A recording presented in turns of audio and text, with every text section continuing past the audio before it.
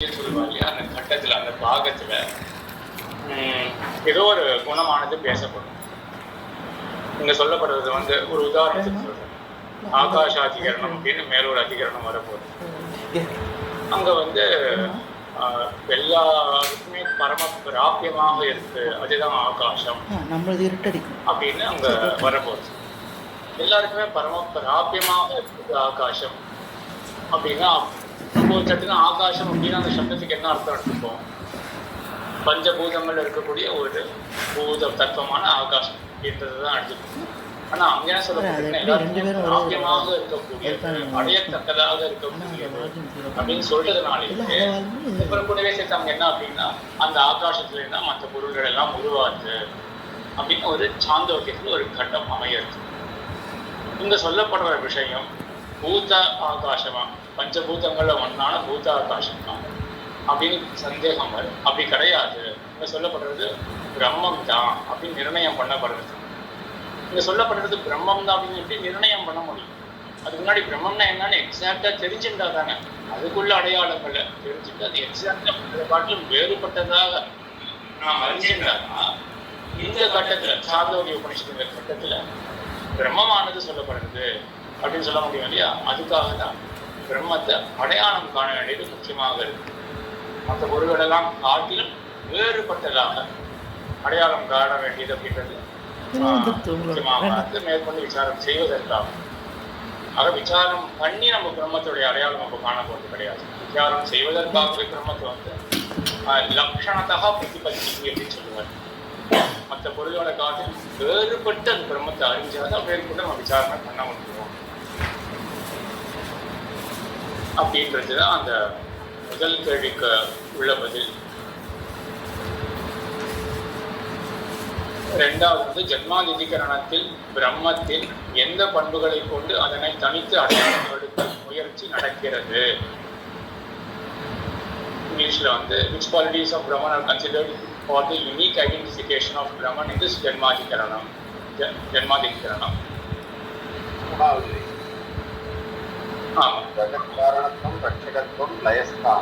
லயஸ்தானமாக இருக்கிறது. ஏன்னா லயஸ்தானம் அப்படின்னா அது பிரம்மமே தான். அடியே ஆமா, அங்கேயே மூணு வந்துருக்கு. ஜன்மத்துக்கு காரணமாக இருக்கிற தன்மை இருக்கு. ஸ்தேமம்னா ஸ்திதி, ரக்ஷணம் அது பண்றது. அதே போல லயஸ்தானம் இங்க இதுவா கூர்மையா கவனிங்கோ. லயஸ்தானம் அப்படின்றது நேரம் கிடையாது. லயஸ்தானமா இருக்கக்கூடிய தன்மை அப்படின்னு சேர்த்துக்கணும். வெறும் லயஸ்தானம் அப்படின்னு சொன்னோம்னா என்ன ஆயிடும் அப்படின்னா அது பிரம்மமே தான். லயஸ்தானமா என்ன இருக்கு? பிரம்மமே தான். ஆனா நம்ம இங்க என்ன கேள்வி கேட்டிருக்கோம்? பிரம்மத்தில் இருக்கக்கூடிய ஒரு தன்மை என்ன, இது ஐடென்டிஃபை பண்றதுக்கு ஒரு குவாலிட்டியாக இருக்கு அப்படின்னு பிரம்மத்தில் இருக்கக்கூடிய ஒரு குவாலிட்டியை சொல்லணும் இல்லையா? நேரம் பிரம்மத்தை சொல்ல முடியும். லயஸ்தானம் ஆகிற லயஸ்தானமாக இருக்கக்கூடிய ஒரு தன்மை அப்படின்றதுதான் மூணு. மற்றதெல்லாமும் எம்பெருமானுக்கு உள்ள தன்மைகள் தான்.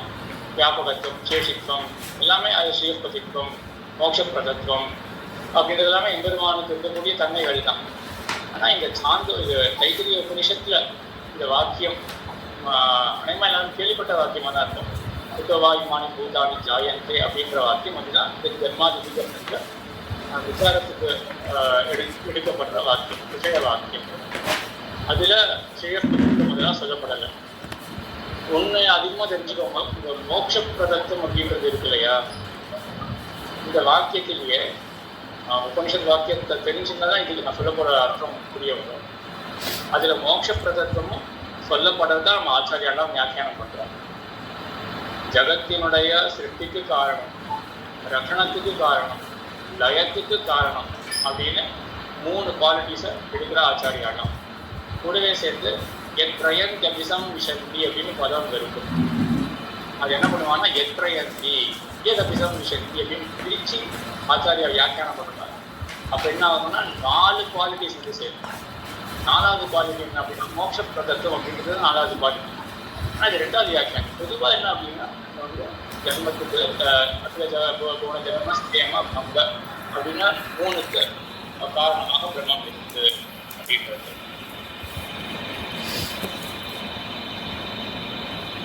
அடுத்த கேள்விக்கு போகலாம். பூர்வபக்ஷி says Brahman cannot be uniquely identified. What are his reasons? பூர்வபக்ஷி பிரம்மத்தை தனித்து அடையாளப்படுத்த முடியாது என்று கூற காரணம் என்ன? 3 காரணங்கள் சொன்னதனால் சொல்லப்படுவதால் 3 பிரம்மம் என்று ஆகும். மியூட் எடுத்துன்னு தான் பேசணும். சரியா? 3 குணங்கள் சொல்லப்படுறதுனால 3 பிரம்மம் அப்படின்னு ஆயிடும். சரி, இது சரிதான். பூர்வபக்ஷி சொல்றோம். அது பிரம்மத்தை தனித்து அடையாளப்படுத்த தேவையில்லை சொல்லல அப்படின்னு பூர்வபக்ஷி சொல்லல. முதல் சொல்லியிருக்கான், ஒவ்வொரு குணம் ஒவ்வொரு விதமாக பிரித்து காட்டும். ஒவ்வொரு குணமும் ஒவ்வொரு விதமாக பிரித்து காட்டும். சரிதான். பூர்வபக்ஷி சொன்னதா? ஒவ்வொரு குணமும் ஒவ்வொரு விசேஷம் நம்ம சேர்க்கிறோமே, அது பிரித்து காட்டுறது. ஆமா, சொன்னதுதான் பூர்வபக்ஷி சொன்னது. படைத்தல் ஒரு குணம், காத்தல் ஒரு குணம், பிரிச்சு காட்டுறது. ஒரு பிரம்மம் தனியா, ஒரு பிரம்மம் தனியா பிரம்மம் ஆயிடும். இப்ப படைக்கிறதுன்னு ஒரு பிரம்மம், காக்கிறது வேற ஒரு பிரம்மம், அழிக்கிறது வேற ஒரு பிரம்மம் அப்படின்னு 3 பிரம்மம் அப்படின்னு ஆயிடும். ஒவ்வொரு விசேஷம் போட்டாலே தனித்தனி விசேஷம் வந்துடும். பிரம்மம் இந்த குணங்களோடு கூடியது என்று காட்ட எந்த பிரத்யக்ஷ ஞானமும் இல்லை. பிரம்மம் இந்த குணங்களோடு கூடியது என்று காட்ட எந்த பிரத்யக்ஷ ஞானமும் இல்லை. இங்கிலீஷ் வந்து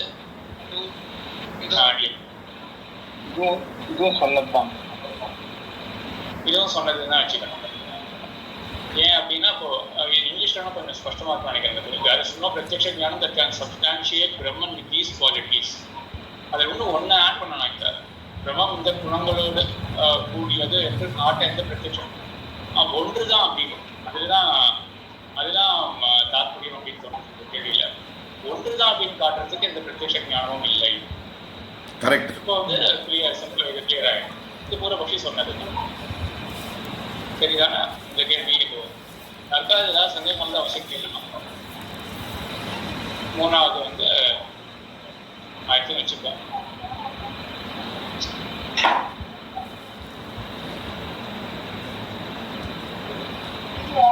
சரி, அடுத்ததுக்கு போகலாம். 4வது வந்து பசு உதாரணத்தில் சொல்லப்பட்ட 3 குணங்கள் காட்டுவது என்ன? 3 வெவ்வேறு பசுக்களை காட்டும். சரிதான் இல்லையா? 3 வெவ்வேறு பசுக்களை காட்டும். பிரத்யக்ஷ ஞானம் ஒரே பசு என்று காட்டும். சரிதான் சொல்.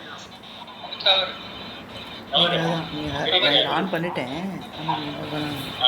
தவறுதானே? இது விருத்தம் இல்லையா? ஒவ்வொன்றும் பிரத்யேக காட்ட முடியாது இல்லையா?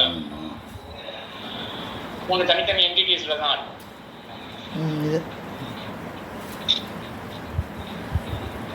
யாருக்கும் சந்தேகம் இல்லை இதுல. 2வதுல வந்து பிரத்யக்ஷ ஞானம் ஒரே பசு என்று காட்டும் அப்படின்னு சொல்ல முடியாது. ஒவ்வொரு குணமும் ஒவ்வொரு விதமாக பிரித்து காட்டும்.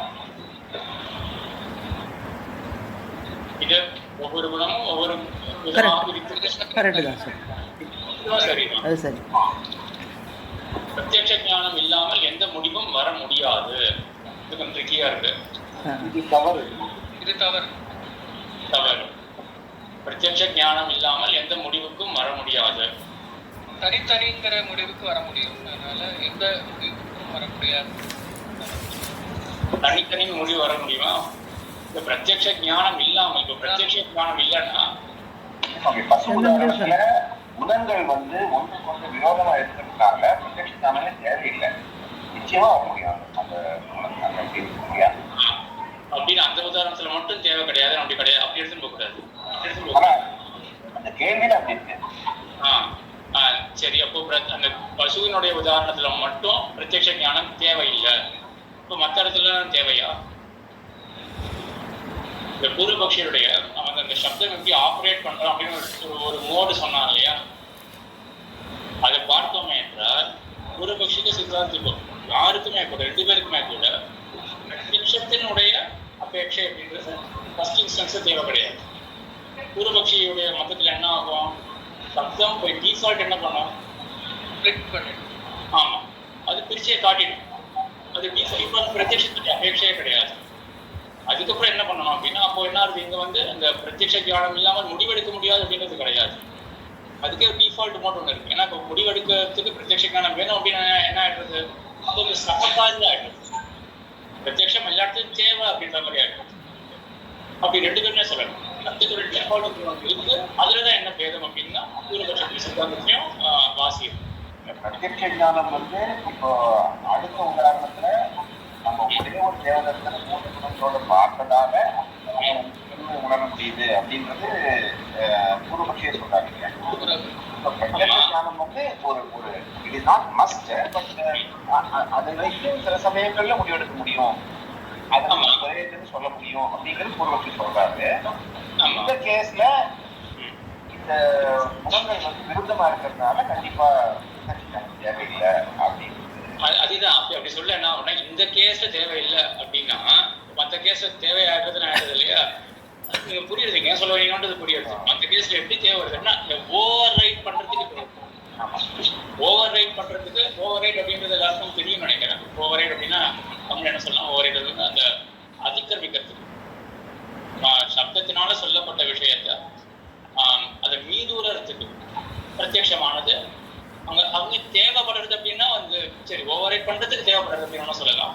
ஆனால் சப்தம் பிரவர்த்திக்கிறதுக்கு, சப்தம் தன்னுடைய வேலை செய்யறதுக்கு பிரத்யட்ச ஞானம் அப்படின்றது தேவை கிடையாது. அதுக்கே சப்தத்துக்கு டிஃபால்ட் மோட் அங்கே பிரத்யட்சம் தேவை கிடையாது. அதுக்கு அடுத்த ஸ்டெப்ல தான் பிரத்யட்சமானது பயன்படுறது. இது எல்லாருக்கும் கிளியரா? ஒரு டவுட் சுவாமி. சுவாமி, பிரத்யக்ஞானம் ஒரே பசு என்று காட்டுங்கிறது, இப்போ கொம்பு இல்லாத மாடை பார்க்குறோம். அடியன் சுவாமி,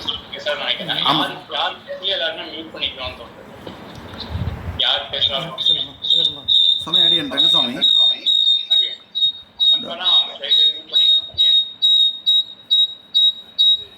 கோபாலன் சுவாமி மியூட் பண்ண முடியுமா? நானே மியூட் பண்ணிட்டேன்.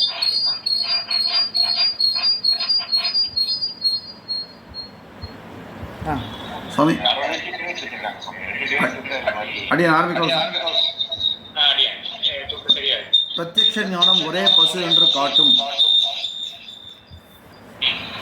அப்படிங்கிறது வந்து இப்போ ஒரு மாடு முதல்ல கொம்பு இல்லாத மாடை பார்க்குறோம், அப்புறம் பாதி கொம்பு வளர்ந்த மாடும் பார்க்குறோம், முழு கொம்பு வளர்ந்த மாட்டையும் பார்க்குறோம்.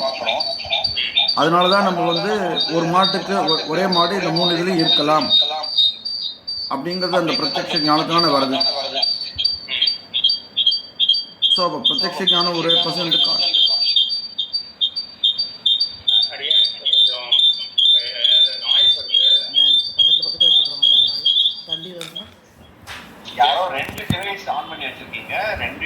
அதான் சுவாமி, இங்கே நான் ரெக்கார்ட் பண்ணுறதுக்காக ஆன் பண்ணியிருக்கேன். ஸோ அதனால அது கிளாஷாக இருக்குது. இல்லை நீங்கள் ரெக்கார்ட் பண்ணால் கூட நீங்கள் மியூட்டில் இருந்தீங்கன்னா ஒன்றும் ப்ராப்ளம் கிடையாது. அது நீங்கள் மியூட்டில் இருந்தீங்கன்னா அது மியூட்டில் தான் இருக்கேன். சரி சரி அப்போதானே நீங்கள் அன்மியூட் பண்ணுறீங்க? இல்லையே மியூட்டில் எப்படி உங்கள் வாய்ஸ் கேட்குறது? அதான் எனக்கே புரியல. மியூட் வச்சுருக்கேனே. ஒரே ரூமில் ஒரே ரூமில் இருக்கும். ஒரே ரூமில் இருந்தால் அப்படிதான். ஓகே, இந்த தள்ளி சுவாமி, பிரத்யக்ஷ ஞானம் ஒரே பசு என்று காட்டும் அப்படிங்கிறத சரின்னு சொல்றது சுவாமி. எப்படி விருதம் இல்லையா? ஒரே பசு எப்படி இல்ல இப்போ பசு வந்து ஒரு காலத்துல கொம்பு இல்லாததா இருக்கு, இன்னொரு காலத்துல பாதி கொம்பு உள்ளதா வருது. நீங்க வெளியில போய்க்க. அப்புறம் இன்னொரு டயத்துல முழு கொம்போடு இருக்கு. சரி சரி சரி கரெக்ட் தான். அது பிரம்மத்துக்கு என்ன நம்ம சொன்னோமோ சமாதானம் சொன்னோமோ அதே தான் பசு விஷயத்துலயும் வந்துடும் அப்படின்னா சரிதான். ஆனா அங்க முழு வாக்கியம் எப்படி இருக்கு அப்படின்னா, அந்த தொழுவத்துல கொம்பில்லாத அரை கொம்புடைய அப்புறம் முழு கொம்புடைய மாடு இருக்கு அப்படின்னு தொழுவத்துல இருக்கு அப்படின்றது. இப்போ ஒரே காலத்துல அப்படின்னா நமக்கு தெரியறது. இப்படி கேட்கும் பொழுது பொதுவான கேள்வி வந்து கொம்போடு தான் இருக்கும் எப்பொழுதும். ஆத்மச்சையும் சின்னதா இருக்கும், கொம்பு உடஞ்சிருக்காது, அப்படிதான் எடுத்துக்கணும். அதுவும் உதாரணம் வந்து எப்படி சாசத்தை சொல்றது, கண்டஹா முண்டஹா பூர்ண சுண்டஹா பகு திஷ்டதி அப்படின்னு சொல்றா. இது கண்டஹானா ஒரு கொம்புன்னு கூட வச்சுக்கலாம், 2 கொம்பு இல்லாம ஒரு கொம்பு இருக்குன்னு வச்சுக்கோமே. முண்டஹானா கொம்பு இல்லாதது, பூர்ண சிங்கஹானா முழு கொம்பு உடையது. கண்டஹா அப்படின்னா கண்டஹான்ற படம் கேள்விப்பட்டிருக்கோம் இல்லையா? கண்டஹா அப்படின்னா கண்டிக்கப்பட்டது, துண்டிக்கப்பட்டது கண்டஹா அப்படின்றது. அது ஒரு கொம்புடைய பசுவா இருக்கட்டும், இல்லாட்டி கொம்பானது துண்டிக்கப்பட்டது. இதை சொல்றது சரிதான், கொம்பானது துண்டிக்கப்பட்டதுன்றது எதுவும் இருக்காதா, கொம்பு ஒன்றும் பண்ண முடியாதான கொம்பு. சரி, ஒரு கொம்புன்னு வச்சுக்கோமே, 2 கொம்பு இல்லாம ஒரு கொம்பு இருக்கு, முடியும், துண்டிக்கப்பட முடியும் இல்லையா? ஆமா. அது அது எப்படியான இருக்கு. ஆனா இப்போ ரங்கசாமி சுவாமி கேட்டது வந்து ஒரு சரியான கேள்விதான். ஒரே மாட்டு எப்படி பிரம்மத்துக்கு வந்து நம்ம 3 காலத்தை வச்சுட்டு பதில் சொல்றோம், அப்போ மாடு விஷயத்துலையும் அந்த மாதிரி வச்சுக்கோமே. அது ஒரு முதல்ல வந்து பிறக்கும் பொழுது கொம்பு இல்லாம இருக்கு, அதுக்கு ஒரே கொம்பு வளருதுன்னு வச்சுக்கோம், அதுக்கு ஒரு இன்னொரு கொம்பு வளருது அப்படின்னு வச்சுக்கோமே. ஆனா அந்த வாக்கியத்துல அந்த மாதிரி கிடையாது. சொன்ன வாக்கியத்துல என்ன ஆகுது அப்படின்னா, அந்த தொழுவத்துல இந்த தொழுவத்துல 3 நிலை, தொழுவத்துல கொம்பில்லாத அரை கொம்புடைய முழு கொம்புடைய மாடு இருக்கின்றது அப்படின்ற வாக்கியத்தை கேட்டாலும் இங்க என்ன மாடு அப்படின்னு ஒருமை இருக்கு, இருக்கின்றதுன்னு ஒருமை இருக்கு. ஒருமை இருந்த பொழுதிலும் நம்ம என்ன பண்ணுவோம், 3 இப்பொழுதைக்கு அப்படின்னு தான் நாங்க இருக்கிறதுனா இந்த காலத்துல, வர்த்தமான காலத்துல. அந்த காலத்துல 3 அப்படின்னு சொல்லாம போனா கூட 3 விசேஷணங்கள் என்ன பண்றதுன்னா 3 பொருள்களை நமக்கு காட்டுறது என்ன அர்த்தம்.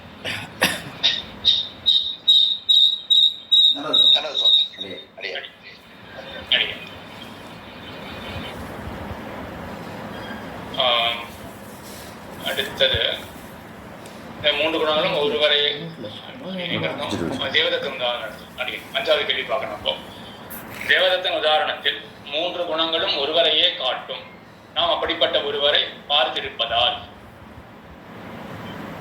இது ஒரு சிரமம். இப்போ மியூட் பண்ணி வச்சுனா இன்டராக்டிவா இருக்காது. சரி சரி, இது சரி நடிகை சரி. இப்போ ஒரு குணத்தை காட்டுறபடினால விரோதம் இல்லாத குணங்கள் இருக்கிறதுனால ஒருவரையே காட்டும். விரோதம் இல்லாத குணங்கள் இருக்கு. விரோதம் இல்லாதன்னு இப்போ கொண்டு வர வேணாம், ஏன்னா நம்ம ஒன்றும் பூர்வபட்சத்துல தான் இருக்கும். இதை சொல்றது சரிதான், விரோதம் இல்லாததுனால ஒருவரையே காட்டும் அப்படின்னு. ஆனா இப்போ பூர்வபட்சத்துல இருக்கிறதுனால அவன் என்ன பண்றான்னா, பூர்வபட்சத்துலான இருக்கும். நம்ம இப்போ 5வது கேள்வி அநேகமா பூர்வபட்சத்துல வச்சுதான் கேட்டு இருக்கோமா? ஆமா அடிங்க. ஆமா, பிரத்யக்ஷத்தினால ஒரே இதுன்னு ஐடென்டிஃபை பண்ணுவோம். ஆமா, பிரத்யக்ஷத்தினால அந்த 3த்தையும் சேர்த்து ஒரே இடத்துல நம்ம போடுறோம். 3 குணங்களும் ஒருவரையே காட்டும். ஒரு இளைஞன், ஒரு சிவந்த கண்ணினன், ஒரு கட்டான உடல் கொண்டவன் என மூவரை காட்டும். காட்டுமா? அது சொல்ல முடியாது.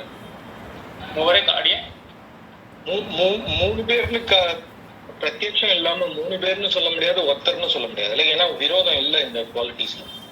அதனால 3 பேருன்னு சொல்ல முடியாது, ஒருத்தர்னு. பிரத்யட்சம் இருந்தாதான் இது வந்து நம்மளால கிளியரா சொல்ல முடியும். அதனால இது வந்து தவறு. சரி, ஆனா பூர்வபட்சத்துல இருந்து யோசிப்போமே.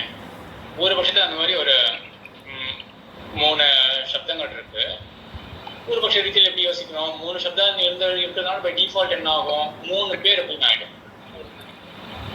அப்ப என்ன ஆகும்னா, ஒரு இளைஞன், ஒரு சிவந்த கண்ணினன், ஒரு கட்டான உடல் கொண்டவன் என்ன மூவரை காட்டும். சப்தத்தினுடைய வியாபாரம் இதுன்னு சொல்லிக்கலாம் பை டிஃபால்ட். அடுத்த ரங்கராஜன் சுவாமி சொன்ன மாதிரி பிரத்யக்ஷம் ஆக்சுவலா இருக்குன்னு தானே வச்சுக்கணும் இல்லையா? இங்க பிரத்யக்ஷம் இருக்கு. நம்ம பிரத்யக்ஷம் இருக்கு, என்ன பண்றது? அது வந்து ஒருத்தன் தான் அப்படின்னு சொல்லிடுறாரு. அப்போ இந்த கேள்விக்கு வந்து நம்ம ஒரு இளைஞன் ஏன்னா மூவரை காட்டும் அப்படின்னு, இப்போ காட்டும் அப்படின்றது வந்து நம்ம ஒரு அது இனிஷியல் பர்செப்ஷனா இல்லாட்டி ஃபைனல் பர்செப்ஷனா அப்படின்னு 2 வச்சுக்கலாம். இனிஷியல் பர்செப்ஷன்ல என்ன ஆகும்? 3ஆ காட்டும். தன்னுடைய டிஃபால்ட் மோட் இதுதான், 3ஆ காட்டும். அதுக்கப்புறம் கஷ்டம் இருக்கிறதுனால என்ன ஆகும்னா 1ஆக ஆயிடும். சரியா? இந்த கேள்விக்கு வந்து அப்போ அந்த மாதிரி கொண்டவன் ஏன்னா மூவரை காட்டும் அப்படின்றது வந்து சப்தம் வந்து 3ஆ காட்டிடும். பிரத்யக்ஷம் என்ன பண்ணும் அப்படின்னா அது ஒருத்தனாக தான் சுருக்கிடும்.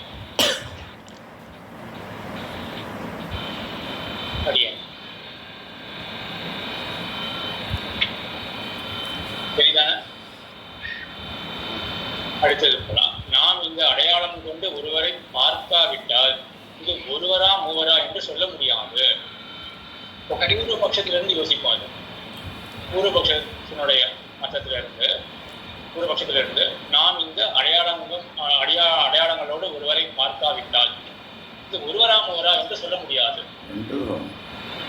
தெரியாத இது தவறுன்னு நினைக்கிறேன். ஏன்னா பூர்வபக்ஷி வந்து பை டிஃபால்ட் 3ன்னு ஐடென்டிஃபை பண்ணிடுவார்.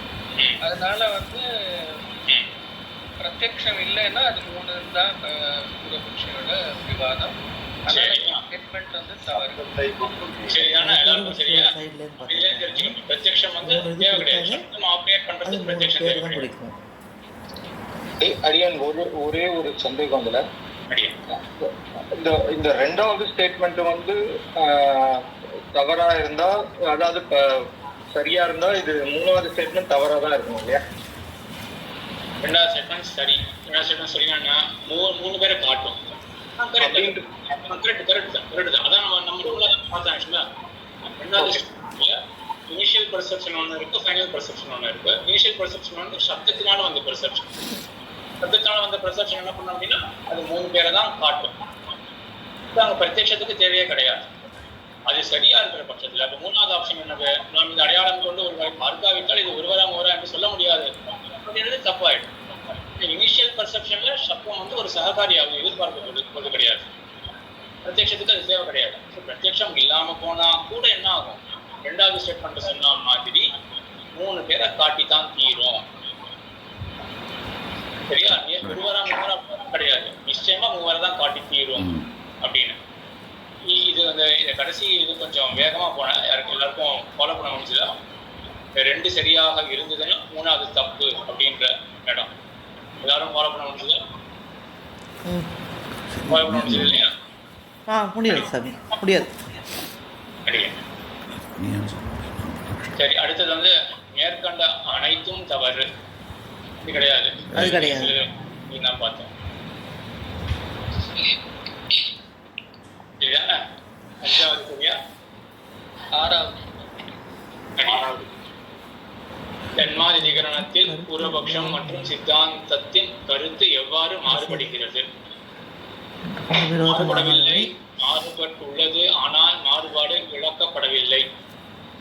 அந்த ரெண்டு கொஞ்சம் வராது. ரைட் லைட் ஆப்ஷன்ஸ் மாதிரி இருக்கு.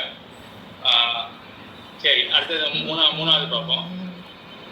பூர்வபக்ஷி மூன்று குணங்களும் மூன்று விசேஷங்களை குறிக்கும் என்கிறார். சித்தாந்தி குணங்கள் எப்போதும் ஒரே விசேஷத்தையே குறிக்கும் என்கிறார். இல்ல சுவாமி, அது வராது. தவறு. ஃபோர்த் பாயிண்ட் தான் வரும்.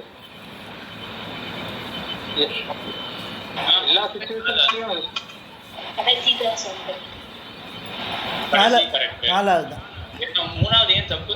பூர்வபக்ஷி மூன்று குணங்கள் மூன்று விசேஷங்களை குறிக்கும் என்கிறார் அப்படின்றது ரெண்டாவது. சித்தாந்தி குணங்கள் எப்போதும் ஒரே விசேஷத்தையே குறிக்கும் என்கிறார். எப்போதும் அப்படின்றதுதான் இங்க வந்து பாதிக்கப்பட்டது. அடியே இது தப்பாயிட்டது. பூர்வபக்ஷி மூன்று குணங்களும் மூன்று விசேஷங்களை குறிக்கும் என்கிறார். சித்தாந்தி குணங்கள் தங்களுக்குள் ஒன்றுக்கொன்று விரோதம் ஆகாத வரை ஒரே விசேஷத்தை குறிக்கும் என்கிறார். சரிதான், அந்த வாதம் என்னவோ அதை எப்போதும் அப்படின்றதுக்கு தான் ஒரு டிஃபரன்சியேஷன் இங்க இருக்கு. விரோதம் இல்லாத பொழுது ஒரே வஸ்துவை குறிக்கும்.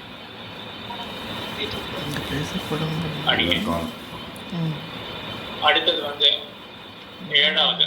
இங்கு பேசப்படும் பிரம்மத்தின் மூன்று குணங்களும் ஒன்றுக்கொன்று முரணானவை என்று வாதிட முடியும் என்றாலும் சித்தாந்தி இவை முரணானவை அல்ல என்று எதை கொண்டு சொல்கிறார்? காலத்தை கொண்டு. காலம், வெவ்வேறு காலம், காலத்தை கொண்டு சொல்லுகிறார். அடியே அப்போ அடுத்தது போயிட்டான் இல்லையா? கொஞ்சம் பிரீஃப் ஆன்சர்ஸ் தேவைப்படுறது. அதாவது பிரீஃப் இது வரைக்கும் மல்டிபிள் சாய்ஸ் கொஸ்டின்ஸ் மாதிரி இருந்தது. அடுத்தது விசேஷணத்துக்கும் உபலட்சணத்துக்கும் வேறுபாடு என்ன? விசேஷணம் பர்மனன்ட், இது டெம்பரரி. உபலட்சணம் சரி, இது ஒண்ணுதானா? ஒண்ணு வந்து அதோட பர்மனண்டா ஒண்ணு இருக்கு, அந்த வஸ்து இருக்கிற வரையிலும் அது கூடவே இருக்கும். மற்றொன்னு டெம்பரரியா இருக்கு. சரி, இது ஒண்ணுதான் தெரிஞ்சுட்டீங்களா? உபலட்சணத்துக்கும் விசேஷணத்துக்கும். உபலட்சணத்துல அந்த ஃபைனல் ஞானத்துல வந்து உபலட்சண காட்டுற அந்த இது பார்ட் ஆஃப் த ஞானம் கிடையாது. விசேஷணத்துல அது பார்ட் ஆஃப் த ஞானம். என்ன அர்த்தம் அப்படின்னா உபலட்ச ஆகாரம். ஆகாரம். ஆமா, உபலட்சிய ஆகாரம் இல்லையா? உபலட்சிய ஆகாரம் தனி. அது நம்ம விசேஷணத்துக்கும் உபலட்சணத்துக்கும் என்ன வேறுபாடு சொல்லணும் அப்படின்னா, எக்ஸாக்டா ஒன்று வந்து நீங்க சொன்ன மாதிரி ஒன்று டெம்பரரியா இருக்கும், ஒன்று வந்து பர்மனண்டா இருக்கும். வஸ்து இருக்கிற வரைக்கும் அந்த வஸ்து கூடவே இருக்கு அப்படின்றது ஒண்ணு. அதனால என்ன ஆகுது அப்படின்னா, விசேஷணத்தை நம்ம பயன்படுத்துறது எதுக்காக அப்படின்னா, மற்ற பொருள்களை காட்டிலும் வேறுபட்டு அறியறதுக்காக, அந்த வஸ்துவை தனித்து தெரிஞ்சுக்கிறதுக்காக. தெரிஞ்சுக்கும் பொழுதும் கடைசியில தெரிஞ்சுக்கும் பொழுதும் எப்படி தெரிஞ்சுப்போம் அது அப்படின்னா, விசேஷணத்துடன் கூடியே தெரிஞ்சுட்டு இருக்கும். ஸோ செப்பரேட் பண்றதுக்கும் இது பயன்படுறது. கடைசியில அந்த செப்பரேட் பண்ணப்பட்ட என்டிட்டியை குறிச்சு நம்ம வேற ஏதாவது சொல்ல போறோம் இல்லையா, அப்பவும் இதே விசேஷனம் அந்த அந்த நம்ம ஞானத்துக்கு விஷயமாக இருக்கு. இதுதான் வந்து இது ஒண்ணு ஒண்ணா அப்படி ஞாபகம் வச்சுக்கோங்க. பூர்வாச்சாரிய ஸ்ரீ சுக்கியது சுதப்பிரகாஷிகள் இருக்கக்கூடியது வியாவர்த்த தத்வே சதி. அந்த எதுலையும் சொல்லியிருப்பேன், ஆனால் பாஸ் பண்ணிட்டு நீங்க கேட்டுக்கலாம் மனப்பாடம் பண்றதுக்கு. வியாவர்த்த தத்வே சதி ஞாபிய அந்தர்பூதத்துவம் அப்படின்றதுதான் விசேஷணத்துவம். வியாவர்த்தகத்வே சத்தினா என்ன அப்படின்னா, பிரிச்சு காட்டுறது, மற்ற பொருள்களை காட்டிலும் பிரிச்சுன்றது. அதான் வியாவர்த்தகம் அப்படின்றது, பிரிக்கிறது. வியாவர்த்தகத்வே சதி வியாவர்த்தகமாகவும் இருக்கு. அதே போல என்ன பண்றதுன்னா, ஞாபிய அந்தர்பூதமாகவும் இருக்கு. ஞாபியம்னா தெரிஞ்சிக்கப்படுறது, தெரிஞ்சிக்கப்படுறது கூடவே இது இருக்கு. சரியா? இதுதான் விசேஷணத்தினுடைய தன்மை. இது பர்மனண்டா இருந்தாதான் முடியும். ஏன்னா நம்ம தெரிஞ்சுக்கும் பொழுது அது கூடவே இருக்கணுமே. அப்போ விசேஷமானது அந்த மாதிரி ஒரு தன்மையை கொண்டதாக இருக்கு. இப்போ லட்சணம் என்ன பண்றது, அது டெம்பரரியா தான் இருக்கு. அதுவான என்ன பண்றது, வியாவர்த்தகமா இருக்கு. மற்ற பொருள்களை காட்டிலும் விசேஷத்தை காட்டுறதுக்கு பயன்படுறது. ஆனா வியாவர்த்தகத்வே சதி ஞாபிய பகிர்பூதத்துவம், அதான் உபலட்சணத்துவம். ஞாபியத்துக்கு பகிர்பூதமா இருக்கும், வெளியே போயிட்டு இருந்தது. மனசுல நம்ம தெரிஞ்சுக்கும் பொழுது ஞாபகம் அப்ப இது கூடவே இருக்காது அப்படின்னு. இதுதான் விசேஷணத்துக்கும் உபலட்சணத்துக்கும் உள்ள வேறுபாடு. இது இந்த இதுல கொஞ்சம் முக்கியமான விஷயம். இது எல்லாருக்கும் அர்த்தமாச்சா? ஏதாவது சந்தேகம் இருக்காதுல்ல?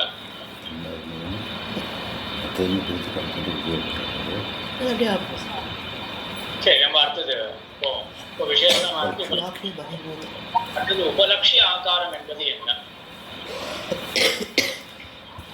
உபலட்சிய ஆகாரம்னா என்ன? கடைசியா நம்ம நிறைவு வச்சுக்கிட்டோம்னா ஆகாரம் உபலட்சணம் வந்துட்டு நம்ம மெமரியில இல்லாம அந்த ஆப்ஜெக்ட் நம்ம எப்படி டிஃபரன்ஷியேட் பண்றோம். இதை கொண்டு அதாவது clean time of the house அந்த மாதிரி இருக்கிறதா உபலட்சணம். சரி, இப்போ கடைசியா நம்ம வந்து இந்த என்ன உபலட்சணம் வந்து பிரிக்கிறதுக்கு ஹெல்ப் பண்ணிடுறது. இந்த வீடை காட்டிலும் இந்த வீட்டை பிரிக்கிறதுக்கு ஹெல்ப் பண்றது, தனித்து காட்டுறதுக்கு. நம்மளுடைய வீடு அப்படின்ற உதாரணம் தனித்து காட்டுறதுக்கு உதவுறது இந்த உபலட்சணம் ஆனது. ஆனா நம்ம கடைசியா அந்த வீட்டை பிரதிபத்தி பண்ணும்போது எப்படி பிரதிபத்தி பண்றோம் அப்படின்னா, பிரதிபத்தி அப்படின்னா புரிஞ்சுக்கிறோம், மனசுல வச்சுக்கிறது. காக்கை இருக்கிற வீடு அப்படின்னு நம்ம மனசுல வச்சுக்கல. அதனால காண்பிக்கப்படுற மற்றொரு ஆகாரம், மற்றொரு தனி குவாலிட்டி இருக்கு அந்த வீட்டுக்கு. கிரீன் பெயிண்ட், 2 ஃப்ளோர் அப்படின்றதுலாம், அதுதான் உபலட்சிய ஆகாரம். அப்ப அதே விசேஷணம்னு சொல்லலாமா? அப்ப அதர் நேம் ஃபார் விசேஷணம் அது எது விசேஷணமா இருக்கு? இல்ல இல்ல, இப்போ இந்த கிரீன் பெயிண்ட் சொல்றோம் இல்லையா, சொல்லலாம் இல்லையா, அது விசேஷம் அப்படின்னு சொல்லியிருக்கலாம். இப்ப என்ன அப்படின்னா, எடுத்த உடனே வந்து அப்போ இப்படியே பதில் சொல்லியிருக்கலாமே, தேவதத்தனுடைய அகம் எது அப்படின்னா அந்த கிரீன் பெயிண்ட் 2 ஃப்ளோரோட இருக்கு, அதான் தேவதத்தனுடைய அகம் அப்படின்னு சொன்னா நேர விசேஷமாவே ஆயிடுது. ஆனா என்னன்னா நேர கண்டுபிடிக்க முடியாது. ஒரு மாதிரி ஒரு ஏதோ ஒன்று சொல்லலை, கலர் பிளைண்ட்னஸ் அதான் சொல்லுவாள். அந்த மாதிரி இருந்ததுன்னா நேரம் அந்த பிரித்து அவங்க கலர்லாம் தெரிஞ்சுக்க முடியாது. அந்த மாதிரி ஏதாவது சுச்சுவேஷன் இருக்குன்னு வச்சுக்கோங்க. ஸோ அதுக்காக தான் நம்ம வந்து இது ஒன்றும் ஒரு உதாரணம் நீங்கள் கேள்விப்பட்டிருக்கலாம். ஸ்தூல அருந்ததி நியாயம் அப்படின்னு கேள்விப்பட்டிருப்பீங்களா? அருந்ததி காட்டுறது அப்படின்னு ஒழுங்கி சுவாமியோட உபன்யாசங்கள்லாம் அடிக்கடி இந்த ஒரு விஷயங்கள்லாம் கேள்விப்பட்டிருக்கலாம். ஸ்தூல அருந்ததி நியாயம் அப்படின்னு சொல்லுவார்கள். அருந்ததி அப்படின்றது வந்து ரொம்ப சின்ன நட்சத்திரமா இருக்குமாமே, நட்சத்திரத்தை காட்டணுமாமே. அதுக்கு என்ன பண்ணுவோம்னா நேரில் பார்க்க முடியாது அப்படின்றதுக்காக ஒரு பெரிய நட்சத்திரத்தை காட்டி அது பக்கத்துல பக்கத்துல பக்கத்துல அப்படின்னு புரிய வைக்கிறாரு இல்லையா? அது மாதிரி தான் இங்க இது ஒரு உதாரணம். இது வந்து இந்த நம்ம எத்திராயம் சாரசா தேவதத்த கேதாரா அப்படின்னு ஒரு உதாரணம் காட்டுவா உபலட்சணத்துக்கு. மற்றொரு உதாரணம் காட்டுவா சாஸ்திர நம்ம ஆச்சாரியாலே காட்டுறான். ஷாகாகுரே சந்திரஹா அப்படின்னு சொல்லுவாங்க. ஷாகாகுரே சந்திரஹா, ஷாகா அப்படின்னு கிளை இருக்கு இல்லையா, அதனுடைய அக்ரத்துல அதனுடைய நுனியில இருக்கிறது அதுதான் சந்திரன் அப்படின்னா, இப்போ ஷாகானுடைய அக்ரத்துல இருக்கிறது சந்திரன்னா அது எப்பவுமே அந்த இடத்துல இருக்க போறது கிடையாது. இன்னொன்று எக்ஸாக்டா ஷாக்கையோட நுனியில அப்படி இருக்கான்னு, அது ஒரு பொருளாக அவங்க அட்டாச் ஆயிருக்கான்னு அப்படியும் கிடையாது. இப்போ இங்கெல்லாம் என்ன அர்த்தம், அப்போ அந்த ஷாக்கையோடைய அக்ரத்துல இருக்கிறது சந்திரன் அப்படின்னா அவன் கடைசியில் சந்திரனா இஸ் ஈக்குவல் டு வாட் அப்படின்னு என்ன புரிஞ்சுப்பான் அவன், என்னன்னு புரிஞ்சுப்பான் அவன். ஷாக்கையினுடைய நுனியில இருக்கக்கூடியது சந்திரன் அப்படின்னா எப்படி புரிஞ்சுக்கலாம்? நாளைக்கு மறுபடியும் இப்போ அந்த ஷாக்கையை உடஞ்சி கீழே விழுந்துருக்கு அப்படின்னா சந்திரனே இல்லையே அப்படின்னு கேட்பானா? வெண்மையான நிறத்துல முழுமையா இருக்கிறது அது மாதிரி. ஸோ அதுதான் அடுத்த கேள்வி வருதுன்னு நினைக்கிறேன். உபலட்சிய ஆக்காரங்கள்லாம் ஒவ்வொருத்தரும் என்ன அப்படின்றது. ஸோ இங்க என்ன ஆகும், அந்த வட்டமா வெண்மையா நிறத்துடன் கூட இருக்கே அப்படின்னு புரிஞ்சுக்கிறான் இல்லையா. இப்போ நிறைய சொல்லியிருக்கலாம் வெண்மையா நிறத்தோட கூடி இருக்கு அப்படின்னா அங்க பார்த்தா எல்லாமே வெண்மையா நட்சத்திரங்கள்லாம் நிறையவே இருக்கும், அவனுக்கு என்ன புரிஞ்சுக்க முடியாது. ஸோ அதனால என்ன பண்றது, எல்லாம் உபலட்ச ஒரு தன்மை ஒன்று வருது, அதனால உபலட்சியமான ஒன்று இருக்கு, அதுதான் மனசுல கடைசியில கெட்டியா வாங்கிப்போம் அப்படின்றது. ஸோ இந்த வெண்மை அப்படின்றதுல ஒரு விசேஷமாயிடுது சந்திரன். சரி, இப்போ வந்து கீழ்காணும் குணங்களை உபலட்சணம் விசேஷணம் என்று குறிக்கும். வெண்மையான பறவை விசேஷம். உடைந்திருக்கும் கண்ணாடி உபலட்சணம். இது உபலட்சணம் வச்சுக்கலாம். விசேஷணம் கண்ணாடி இது ஆசிலேட்டிங்கா இருக்கு சுவாமி, ரெண்டுமே வருங்கிற மாதிரி இருக்கு. அப்புறம் ஒட்டினா அப்படின்னா அது உடஞ்சிருக்கா இல்லையான்னு தெரியாது, அதுக்கப்புறம் பார்க்குறேன். உடைந்திருக்கும் கண்ணாடி சரி அப்படி வச்சுக்கோ, அது மறுபடியும் ஒட்ட முடிஞ்சது அப்படின்னா அது விசேஷம் இல்ல, மற்றொரு காலத்துல இருக்காது. ஆமா, உடைஞ்சிருக்கு, இருக்கவே இருக்காது, அப்புறம் இருக்கவே இருக்காதுன்னா சரி. அப்போ எப்படி நீங்க பாக்குறீங்களோ இது வந்து மாற்ற முடியும்னா அது அது உபலட்சணம் ஆயிடும். அப்படியே அது அதோடைய ஒரு குவாலிட்டியா இருக்குன்னா அது விசேஷனம் ஆயிடும். சோ இது உபலட்சணம் எப்படி சொல்றாங்க, ஒரு விசேஷம் ஸ்பெசிபிக்கா இருக்குல்ல. ஆமா, நான் சொல்லிட்டு அதை விசேஷம் அப்படின்னு நினைச்சிருந்தேன். உடைந்திருக்கும் கண்ணாடி, ஒரு கண்ணாடி இருக்கு, அது உடைஞ்சிருக்கு. விசேஷ உபலட்சணம் சொல்றவாள் என்ன அபிப்பிராயம் அப்படின்னு சொல்றதுன்னா அது வந்து ஒரு இம்பர்மனன்ட் குவாலிட்டி, நாளைக்கு வந்து அதை ஒட்ட வச்சிடலாம், அது மாதிரி ஒரு அபிப்பிராயத்தை சொல்றான்னு சொன்னாரு. கண்ணாடி இருக்கு எப்படி புரிஞ்சது, எல்லா பொருள்களும் அழிக்கணும் அந்த மாதிரி ரொம்ப ரொம்ப லாங் டேர்ம்ல பார்க்கறது எல்லாமே அழிக்கணும் அந்த மாதிரி கூட அப்படி வரக்கூடாதுல்ல. நம்ம இப்போ எப்படி இருக்கு, நாளைக்கு அது அடையாளம் எப்படி பண்ண போறோம் அந்த மாதிரி தானே அது. அதாவது அழிய புரிஞ்சது வரைக்கும் கண்ணாடியுடைய தன்மை உடைந்திருக்கிறது கிடையாது. பறவையுடைய தன்மை உண்மையா இருக்கும், பறவை எப்பயுமே உண்மையா தான் இருக்கு, அதனால அது விசேஷம். ஆனா இங்க கண்ணாடிக்கு வந்து வேறுட்டு இருக்கு, அந்த நேரத்துல அது உடைந்திருக்கு, அதோட பழைய நிலையில அடைய முடியாது இல்லையா. நிறைய வீடுகள் இருக்கு, அது ஒரு காக்காவை காட்டுன்னா அதை வேறுபடுத்தி காமிக்கிறோம். அதே மாதிரி நிறைய கண்ணாடிகள் இருக்கு, உடைந்திருக்கிற கண்ணாடின்னு சொன்னா அது வேணா இதாக எடுத்துக்கலாம், உபலட்சணமா எடுத்துக்கலாம். அதாவது ஒரு வீட்டு அடையாளம் போட்டு காக்கை உட்கார்ந்துருக்கிற வீடுன்னு சொல்றது அந்த வீட்டு அடையாளப்படுத்துறதுக்கு அப்ப எடுத்துக்க முடியும். ஆனா இங்க கண்ணாடி வச்சு வேற எதையும் அடையாளப்படுத்தல, கண்ணாடியை பத்தி தான் பேசலாம். ஒரு கண்ணாடி தான் கிடையாது. நான் வந்து நீங்க கோவிந்ததாசர் சுவாமி சொன்னதுக்கு நான் ஒண்ணு அதிகமா சொல்றதுங்க, கண்ணாடி மட்டும் தான் பேசணும் அப்படின்னு கிடையாது. அதுலதான் கேள்வியே இருக்கு. கண்ணாடியை பத்தி மட்டும் பேசணும் அப்படின்னா வேற ஒரு தன்மை கிடையாது அப்படின்னு சொன்னா அது விசேஷமாக ஆயிடும்.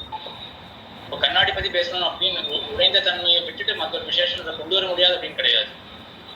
நிறைய கலர்ல கிளாஸ் இருக்குன்னு வச்சுக்கோம், உடைந்து இருக்கக்கூடிய கண்ணாடி அப்படின்னு அந்த இடத்துல மட்டும் அது பிங்கா அது ஒரு மட்டையில போட்டு கணச்சுக்கோங்க, ஒரு லேயரில் போட்டு கணச்சுக்கோங்க.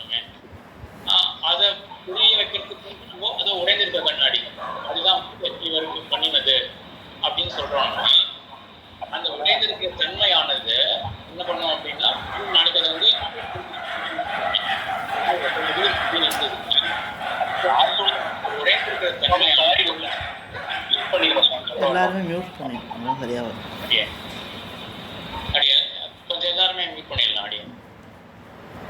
ஸோ இப்போ என்ன ஆகுதுன்னா இந்த பிங்க் கலர்ட கிளாஸ் இருக்கு இல்லையா, பிங்க் டிண்டா டைண்ட் ஏதோ சொல்லுவா இல்லையா, ஸோ அந்த மாதிரி ஒரு கிளாஸை புரிய வைக்கிறதுக்காக இந்த உடைந்த தன்மை இப்போதைக்கு ஒரு இம்பர்மனன்ட் ப்ராப்பர்ட்டியாக இருக்கும் இந்த கண்ணாடியோடைய.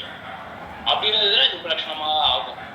அண்ட் சட்டுன்னு அதை கேடியை பார்த்த உடனே உடைந்த கண்ணாடி அப்படின்னா அது உடைஞ்சு போனது உடைஞ்சு தானே, அதுக்கு ஒரு பர்மனன்ட் குவாலிட்டியாக தானே அதுக்கு தோணுது அப்படின்ற ஒரு அபிப்பிராயம் இருந்தது.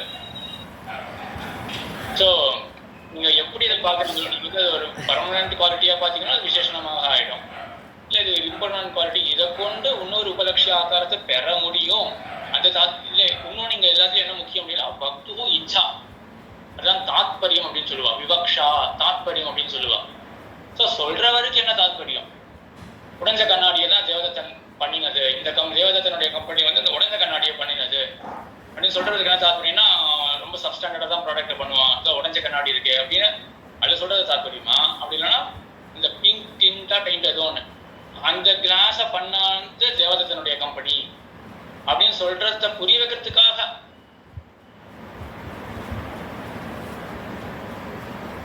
இன்னொரு ஆகாரத்தை நம்ம புரிய வச்சிட்டு பிங்க் கலரை கொண்டது அப்படின்றத புரிய வச்சிட்டு. வேற ஒண்ணு புரிய வச்சாலும் கூட அந்த உடைஞ்ச தன்மை போகாதே, உபலட்சணமா அதை போயிடணும் இல்லையா.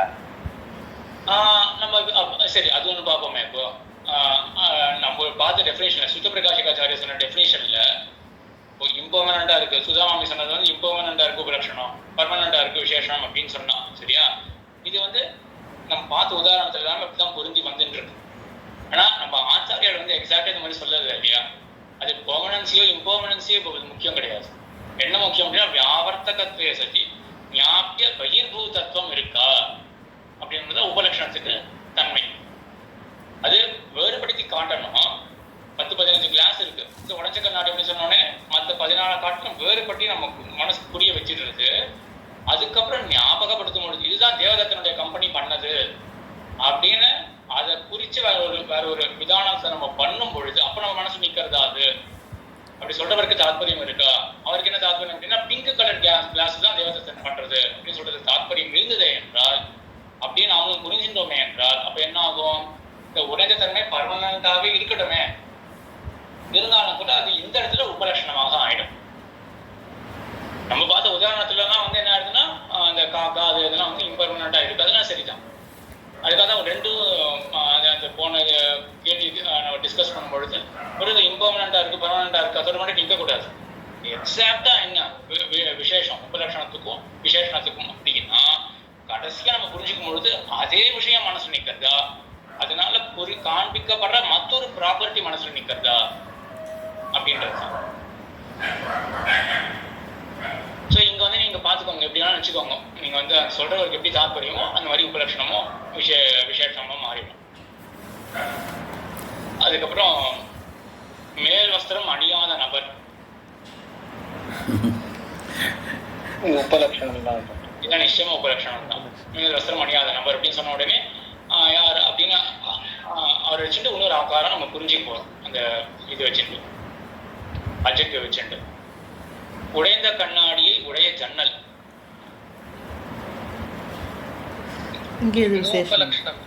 உபலட்சணம் தான் இல்லையா, உபலட்சணம் தான் இதுவும். வட்டமான கல் விசேஷம். ஆனா எங்கேயும் கேட்கலாங்க அந்த வட்டமான கல் மார்பிள் வச்சுட்டு அது நாளைக்கு வந்து வேற ஒரு ஷேப்ல பண்ணானா அதுதான். ஸோ நம்மளுடைய ஒரு விவக்ஷை வச்சுட்டு தான் எப்படி பண்ண எப்படி சொல்றதுக்கு என்ன தாத்பரியம் அப்படின்னுதான். மனதில் நெய்ந்து கொண்டிருக்கும் வயல் வீடு அந்த அந்த அர்த்தத்திலே தான் வந்திருக்கும்.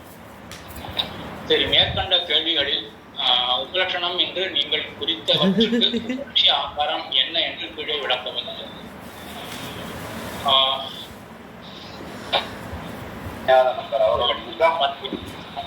நம்ம பார்க்கல உடைந்த கண்ணாடி அது மேல் வஸ்திரம் அணிந்த நம்ம இடத்துல உபலட்சிய ஆகாரம் அநேகமா எப்படி வச்சுட்டு போனோம். குட்டையா இருக்கிறவர், குட்டையான மனிதர், பச்சையான உபலட்சிய ஆகாரம் அந்த வழி ஆயிடும். உடைந்த கண்ணாடியை உடைய ஜன்னல்.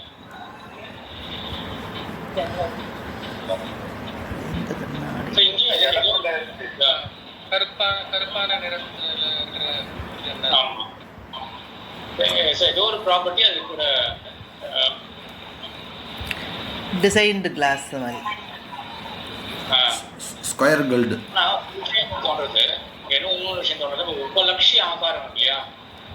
இப்போ இதில் வந்து நம்ம சொல்லலாம்னு தோன்றது என்ன ஒரு நிச்சயமா ஒரு சொல்ல முடியும் அப்படின்னா, இது வந்து நம்ம உபலட்சிய ஆகாரம் என்னன்னா அது கண்டிப்பாக பர்மனண்டாக தான் இருக்கும். விசேஷம் வந்து பர்மனண்டாக தான் இருக்கும். உபலட்சணம் தான் நம்ம என்ன பார்த்தோம், பர்மனண்டாகவும் இருக்கலாம், அது இம்பர்மனண்டாக பொதுவாக அது பர்மனண்டாகவும் இருக்கிறதுக்கு பர்மனண்டாக இருந்தால் அது உபலட்சணமாக இருக்காது அப்படின்னு தடை கிடையாது அப்படின்னு பார்த்தோம். உபலட்சண விஷயத்தில் அதனுடைய பெர்மனன்சி வந்து ஒரு தடை கிடையாது உபலட்சணமாக இருக்கிறதுல அப்படின்னு பார்த்தோம். விசேஷனம் அப்படின்றது அது வந்து இம்பர்மனண்டாக இருக்கலாமா? விசேஷனம் அப்படின்றது இருக்காது. விசேஷன்றது இம்பர்மனண்டாக இருக்காது. ஏன்னா ஆனால் இருக்காது அப்படின்னு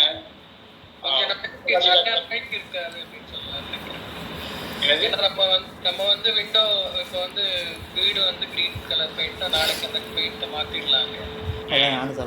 பர்மனன்ட் அப்படின்னு சொல்ல முடியாது எதுவுமே, பட் ஓரளவுக்கு நம்ம நெக்ஸ்ட் டைம் பார்க்குற அளவுக்கு சொல்லலாம். ஸோ அதனால தான் சிவபிரகாஷ் ஆச்சாரியர் சொன்ன டெஃபினேஷன் மட்டும் நம்ம மனசில் வச்சுட்டா போதும். ஸோ நம்ம கடைசியாக புரிஞ்சிக்கும் பொழுது எதை நம்ம வாங்கிக்கிறோமோ அது விசேஷனம் அப்படின்றது தானே ஒழிய ஆகாரம் சொல்லணும்னு கேட்டோம்.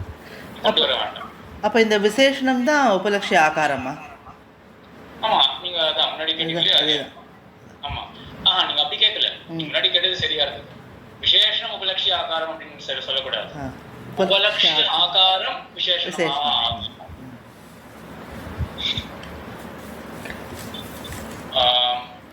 அப்புறம் வட்டமான கல் வந்து நம்ம விசேஷம் முடிவு பண்ணோம். மாடு மேய்ந்து கொண்டிருக்கும் வயல் அப்படின்றது உபலட்சணம் சொல்லணும். என்ன உபலட்சிய ஆகாரம்? அப்போ நெல் வயல் இல்லை அது மாதிரி எந்த பயிர் இது பண்ணியிருக்காளோ அந்த வயல். இல்லாட்டி இடத்தையே சொல்லாமா?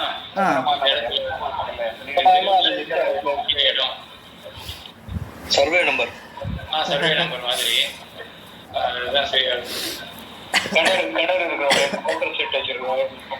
கிணறு ஆனால் கிணறு கூட அவங்க புரிஞ்சுப்போம். அங்கே கூட அது இப்போ கிணறு அப்படின்றதுலாம் கூட இப்போ பம்ப் செட் போட்டுருக்கிறது இருந்தால் கூட ஒரு இம்பர்மனன்ட் தான். ஆனால் இப்போதைக்கு நம்ம புரிஞ்சுக்கும் போது கடைசியில் நம்ம பம்ப் செட் வச்சு புரிஞ்சுக்கணும்னா அது வந்து உபலட்சிய ஆகாரம்.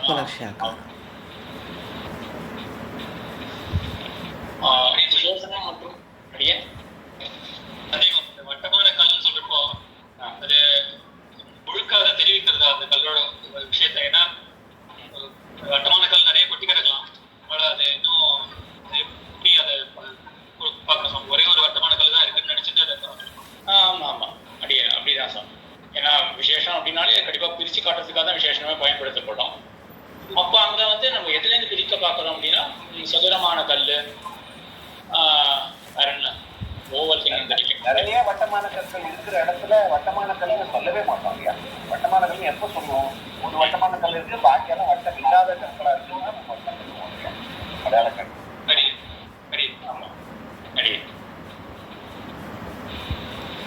விசேஷனம் மற்றும் உபலட்சணம் குறித்த விளக்கம். பிரம்மத்தை தனித்து அடையாளப்படுத்துவது எப்படி பயன்படுகிறது? பிரம்மத்தின் விஷயத்துக்கு வந்தோம்னா விசேஷனம் என்ன பண்றது? பிரம்மத்தை தனித்து அடையாளப்படுத்துவதில் எப்படி பயன்படுகிறது? எப்படி பயன்படும்?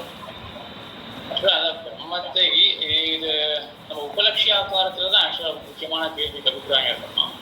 உபலட்சிய ஆகாரத்தை சொல்லுவோம். உபலட்சணமாக இருந்ததுன்னா ஜெகத் சிருஷ்டி அப்படிங்கிறது உபலட்சணமாக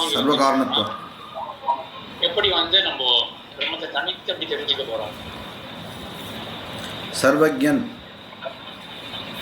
சர்வசக்தன், கல்யாண குணங்கள் அப்படியே. அப்போ சிருஷ்டிக்க வேண்டிய என்னென்னலாம் கல்யாண குணங்கள் இருக்கும்? சர்வஜத்துவம், சர்வசக்தித்துவம். அப்போ என்ன ஆகுதுன்னா இந்த தன்மைகளுடன் கூடியது ஏற்கனவே ஒரு வஸ்துவானது. இந்த புருஷ சூக்தத்தின் ஒரே ஒரு வஸ்து இருக்கு அப்படின்னா சொன்னேன்னா எனக்கு தெரியல. ஏன்னா அதிகன சாராவளியில வேதாந்தா சரித்திரத்துல சாதிக்கிறார். புதப்பிரகாசிகாச்சாரியர் எல்லாம் சாதிக்கிறார். இதெல்லாம் சொன்னேன்னா தெரியல, ஞாபகம் சொல்றேன். உபன்யாசத்துல புருஷ சூக்தத்துல இருக்கிற புருஷன் அப்படின்னு எல்லாம் சொன்னேன்னா இல்லை சுவாமி. அடியன் சொல்லல, அடியன் க்ஷமிங்க அடியன். அது வேதாந்தாச்சாரிய சுதப்பிரகாசிகாச்சாரியெல்லாம் என்ன தெரிவிக்கிறா அப்படின்னா, புருஷ சூக்தத்துல வந்து ஏற்கனவே இந்த மாதிரி ஒரு பிரசித்தமான ஒரு புருஷன் ஒருத்தன் இருக்கான். சர்வஜனாக சர்வசக்தியாக ஜெகத்துக்கெல்லாம் காரணமாக, சத்வித்யா அப்படின்ற இடத்துல ஜெகத்துக்கெல்லாம் காரணமாக ஒரு வஸ்து இருக்கு அப்படின்றதுலாம் ஏற்கனவே மற்ற இடத்துல தெரிவிக்கப்பட்டிருக்கு. இந்த தைத்திரிய உபநிஷத்துல என்ன பண்றது அப்படின்னா, எதினிடமிருந்து உலகமானது எதனால் படைக்கப்படுகின்றதோ அப்படின்னு சொன்ன உடனே இதுதான் அனுவாதம் அப்படின்னு பெயர். எதிலிருந்து ஜெகத்தானது உண்டாகிறதோ அப்படின்னு சொன்னாரு. முன்னாடி ஏதோ ஒன்று இருக்கணும், ஜெகத்தை உண்டாக்குவது இது அப்படின்னு சொல்ற வாக்கியம் ஏற்கனவே இருக்கணும். நம்மளுடைய அன்றாட இதுலயே பாருங்களேன், பேச்சு வழக்கிலேயே எங்க இருந்து ஏதாவது உதாரணம் யாரும் சொல்ல முடியுமா? குப்பைலாம் எங்க இருந்து பஸ் கிளம்புறதோ அப்படி வச்சுக்கோமே, எங்க இருந்து பஸ் கிளம்புறதோ அங்க போய் ஏறணும் அப்படியே ஏதாவது நம்ம மேற்கொண்டு ஏதாவது சொல்றோம்னு வச்சுக்கோமே, எங்க பஸ் கிளம்புறதோ இப்படி வச்சுக்கோம். இப்போ உட்காந்து போகணும் அப்படின்னு ஏதாவது யாருக்காவது ஆசை இருந்தது அப்படின்னா என்ன சொல்லுவோம் அப்படின்னா, எங்க இருந்து பஸ் கிளம்புறதோ அங்க போய் ஏறணும் அப்படின்னு சொன்னா, இப்போ கேட்கறவருக்கு வந்து எங்க பஸ் கிளம்புறதுன்னு தெரிஞ்சிருக்கணும் இல்லையா? முன்னாடி தெரிஞ்சிருந்தாதான் அவருக்கு இது மேக் சென்ஸ், அவருக்கு வந்து அவருக்கு என்னன்னு புரியும். இப்போ பஸ் வந்து அங்கேருந்து கிளம்புறது அப்படின்னு ஏற்கனவே அவருக்கு தெரிஞ்சிருக்கணும். அதே மாதிரி இந்த வாக்கியம் இருக்கு. இப்போ இது எப்படி இருக்கு? எதனால் உலகமானது படைக்கப்படுகின்றதோ அது பிரம்மம் அப்படின்னா ஏற்கனவே இன்னொரு வாக்கியம் ஏற்கனவே ஒன்று சொல்லியிருக்கணும், இதுதான் உலகத்தை படைக்கின்றது அப்படின்னு ஏற்கனவே இன்னொரு வாக்கியம் சொல்லியிருக்கணும். அப்ப என்ன பண்றது? அதுதான் சத்வித்யா அப்படின்ற இடத்துல தான் இந்த மாதிரி வாக்கியங்கள்லாம் சொல்லியிருக்கு. சத்து அப்படின்றதுதான் லோகத்தை படைக்கிறது. அது வந்து இப்படி சர்வஜமாக இருக்கு, சர்வசக்தியாக இருக்கு. அதுக்குடைய உபபத்திலாம் சொல்லியிருக்கு. ஜெகத்தை படைக்கணும்னா இந்த மாதிரிலாம் சர்வ குணங்கள்லாம் தேவை, எல்லாமே இந்த சத்வித்யா பிரகடனத்தில் சொல்லப்பட்டிருக்கு. அதே போல புருஷ சூக்தத்துல கூட பிரம்மத்தினுடைய அதாவது பரமபுருஷனுடைய சர்வஜத்தம் சர்வசக்தித்தம் சொல்லும் பொழுது கூட அங்கே கூட ஒரு வாக்கியம் வருது. வந்து பிரசித்தமான வாக்கியம் வந்து இது ஒண்ணு இருக்கு. இந்த மாதிரி இந்த திஷா ஸ்ரோத்திரங்கள் எல்லாம் படைக்கப்படுறது அந்த பரம புருஷனிடத்துல இருந்து அப்படின்னா வருது இல்லையா? நாம ரூபாணி அப்படின்லாம் வருது. அந்த ஜக்னிரே தஸ்மா தஸ்மா ஜாதா அந்த மாதிரி வரிசையா சிருஷ்டியானதே வந்து இந்த புருஷ தத்துவத்தை சொல்லப்படுறது, பரமபுருஷன் பண்றான் அப்படின்றதுலாம் சொல்லப்படுறது. அப்போ இந்த தைத்திரிய உபநிஷத்துல எதுல இருந்து அப்படின்னு சொன்ன உடனே நம்ம கூட மனசு எங்க போறது அப்படின்னா, அந்த புருஷ தத்துவத்தை சொல்லப்பட்ட அந்த பரமபுருஷன் இருக்கான் இல்லையா, சர்வஜன் சர்வசக்தியா இருக்கானே அவன் அப்படின்னு மனசுல வந்துடுறான். வந்துட்டு அந்த பரமபுருஷனை குறிச்சு இப்ப நம்ம புதுசா என்ன சொல்றோம்? தத்து பிரம்ம, அதுதான் பிரம்மம். அங்கங்க பிரம்மம் பிரம்மம் சொல்லப்படுறது. அது என்ன அப்படின்னா அதான் அந்த பரமபுருஷன் தான் பிரம்மம் அப்படின்னு. இது நம்மளுடைய அந்த தாட் ப்ராசஸ் வந்து அப்படியே நம்ம ரிலேட் பண்ணிக்கலாம். இந்த தேவதத்தனுடைய எக்ஸாம்பிள்ல என்ன ஆகுது, எங்க அந்த காக்கா உட்கார்ந்து இருக்கோ அப்படின்னு சொன்னோம்னா நம்ம என்ன பண்றோம்? அதுவும் அந்த பச்சை வீடு அப்படின்னு மாத்தின்ட்டு அந்த பச்சை வீடுன்னு சப்ஸ்டிட் பண்ணிடுறோம். அதுக்கப்புறம் அது குறிச்ச ஒரு விதானம் என்ன ஏற்பட போறது? என்ன ஏற்பட போறது? அதுதான் தேவதத்தனுடைய கிரகம். அதே ப்ராசஸ் தான் இங்க. எதிலிருந்து பிரம்மமானது, எதிலிருந்து உலகமானது படைக்கப்படுகின்றது அப்படின்னு சொன்ன உடனே நமக்கு அந்த பரமபுருஷன் ஞாபகம் வரான். புருஷ சூக்தத்தில் சொல்லப்பட்ட அந்த பரமபுருஷன் சர்வஜன் சர்வசக்தன். இப்போ அதுதான் உபலட்சிய ஆகாரமா இருக்கு.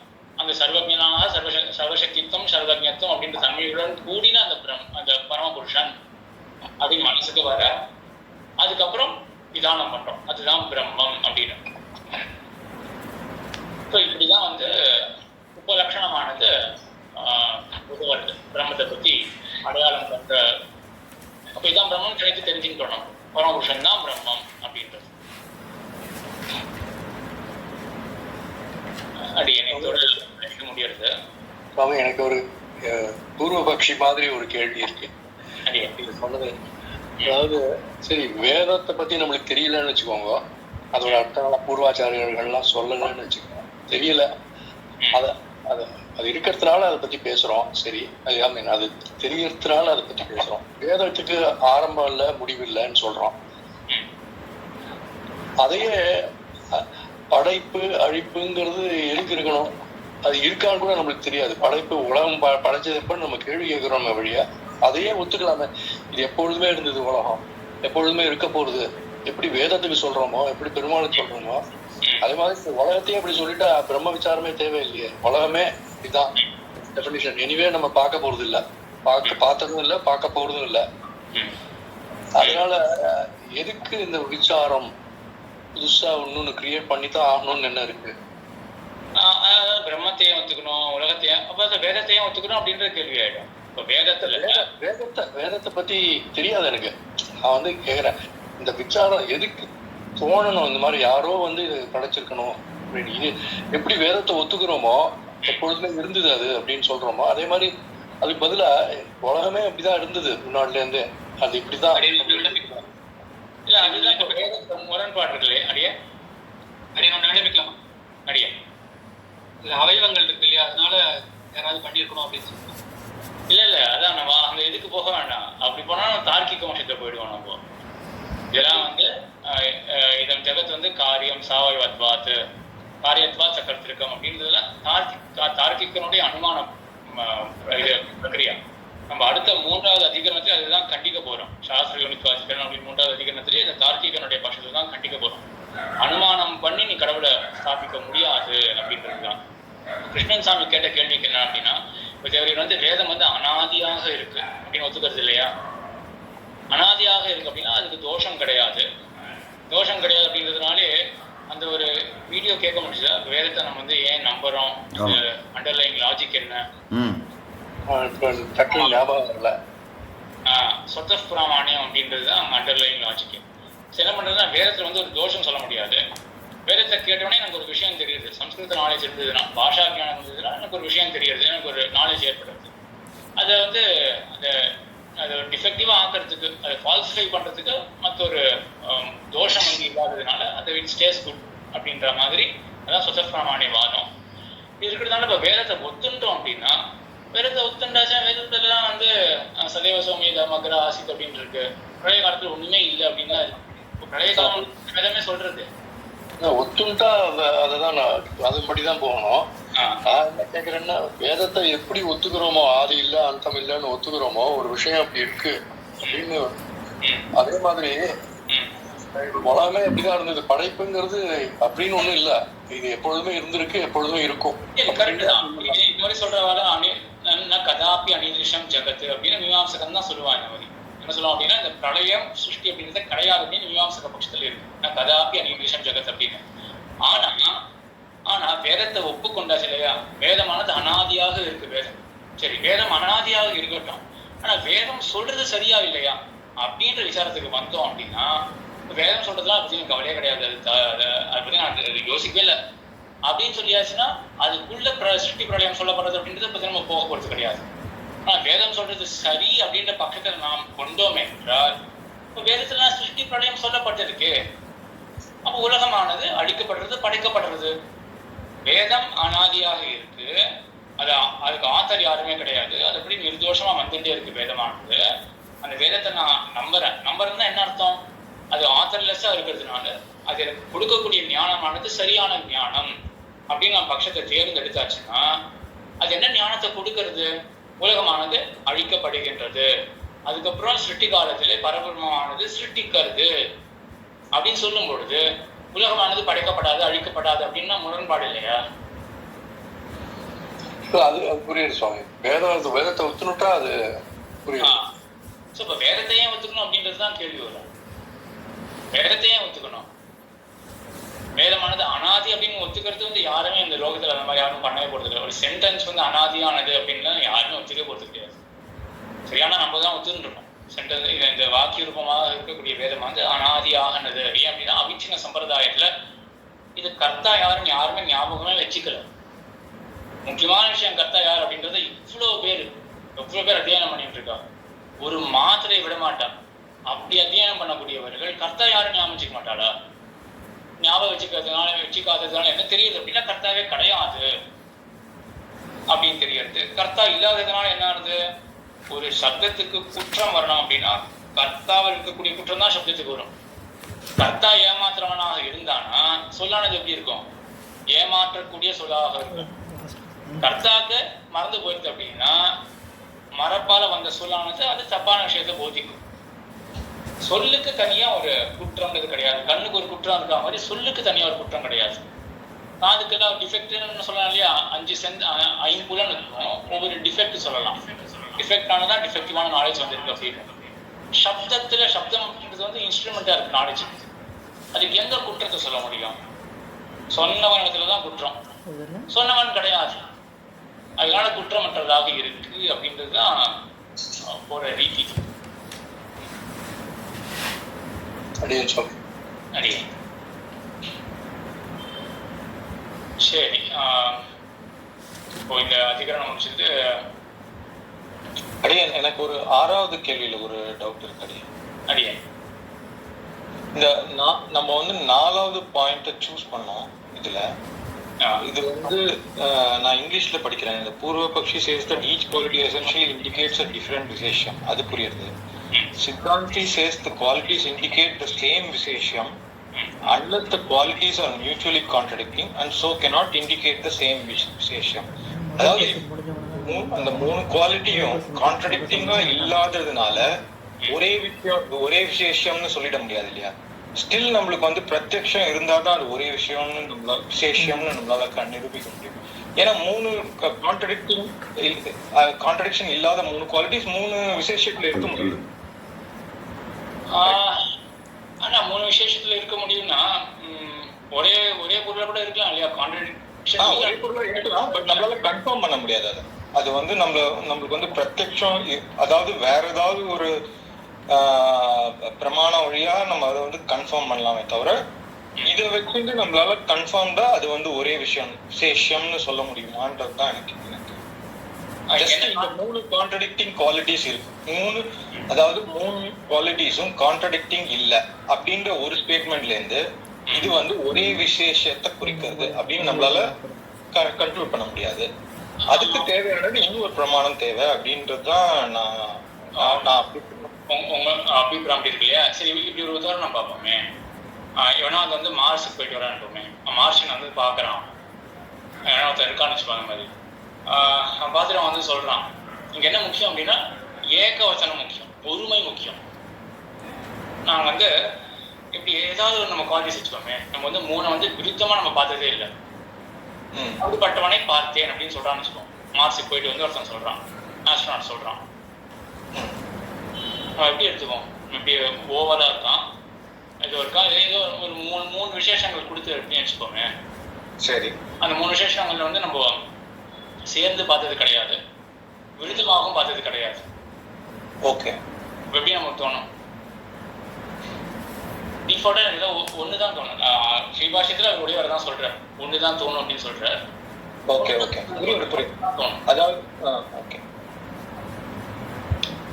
அதாவது என்ன புரிஞ்சுட்டேன்னா, அதாவது அதாவது பூர்வபக்ஷி என்ன சொல்றாங்கன்னா, ஒரு விசேஷனம் ஸ்பிளிட் பண்றது character. So when we say 3 things, அது 3 இதை குறிக்கிறது. அதே வந்து இந்த என்ன சொல்ல வருது,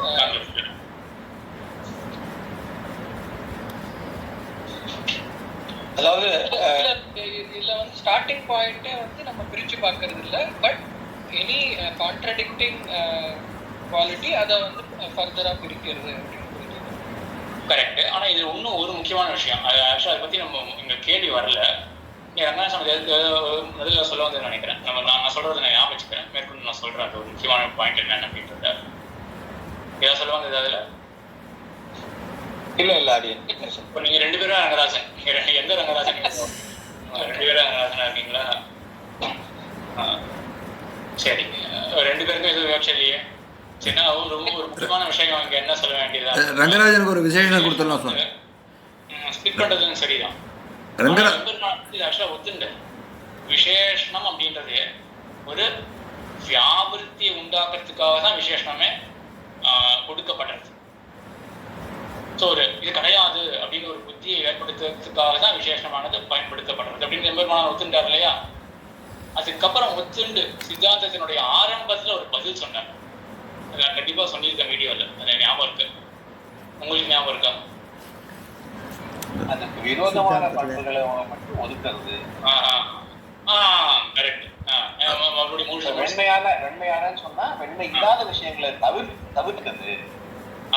தள்ளுறது இல்லையா? தள்ளுறதுன்றது உண்மைதான். வேறுபடுறது தள்ளுறது அப்படின்றது உண்மைதான். பூரபக்ஷியுடைய பட்சத்துல எப்படி அப்படின்னா என்ன பண்றான்னா மற்ற விசேஷங்கள் இடத்துல அப்படியே தள்ளிடுறது, தன்னுடைய ஆசிரியத்தை மற்றதுல இருந்து தள்ளிடுறது அப்படின்றது பூரபக்ஷத்துல அவனுடைய. எம்பெருமானார் என்ன சொல்றாரு அப்படின்னா இங்க தள்ளுறதுன்றது தப்பு கிடையாது, அது கரெக்டு தான். ஆனா நம்ம என்ன விசேஷனம் சொல்றோமோ அது தன்னுடைய ஆசிரியத்துல இந்த விசேஷணத்துக்கு விருத்தமாக இருக்கக்கூடிய தர்மங்கள் அப்படியே ரிப்பல் பண்ணிடுறது, அது தள்ளிடுறது. சரியா? அதனால இந்த விசேஷனம் அப்படின்றது இங்கேயும் இதுவும் பிரிக்கிறது அப்படின்றது உண்மைதான். ஆனா எப்படி பிரிக்கிறது அப்படின்னா பிரிக்கிறதா தள்ளுறது அப்படின்னு அந்த அர்த்தத்துல வச்சுட்டோம்னா இங்கேயும் இதெல்லாம் மற்ற தர்மங்கள்லாம் தள்ளப்படுறது.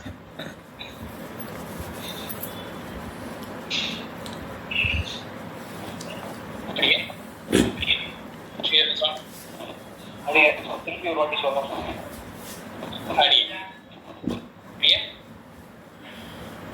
புரியல சுவாமி. அந்த பூர்வபக்ஷத்துல என்ன சொல்றான் அப்படின்னா ரெண்டு விசேஷனம் போடுறோம் அப்படின்னு வச்சுக்கோமே. முதல் விசேஷனமே என்ன பண்றது அப்படின்னா விசேஷன்றது ஆப்ஜெக்ட்ஸை பிரிக்கிறதுக்காக தானே. இந்த உதாரணம் இப்போ குடத்தை எடுத்துட்டு வா அப்படின்னு சொன்னோடனே அவன் வேண்டாத ஒரு குடத்தை எடுத்துட்டு வந்தான் அப்படின்னு வச்சுக்கோமே. நம்ம என்ன சொல்லுவோம், இது கிடையாது வெண்மையான குடத்தை எடுத்துட்டு வா அப்படின்னு எதுக்காக சொல்றோம்? அப்படி எடுத்துட்டு அந்த குடம் கிடையாது அப்படின்னு தள்ளுறதுக்காக தானே.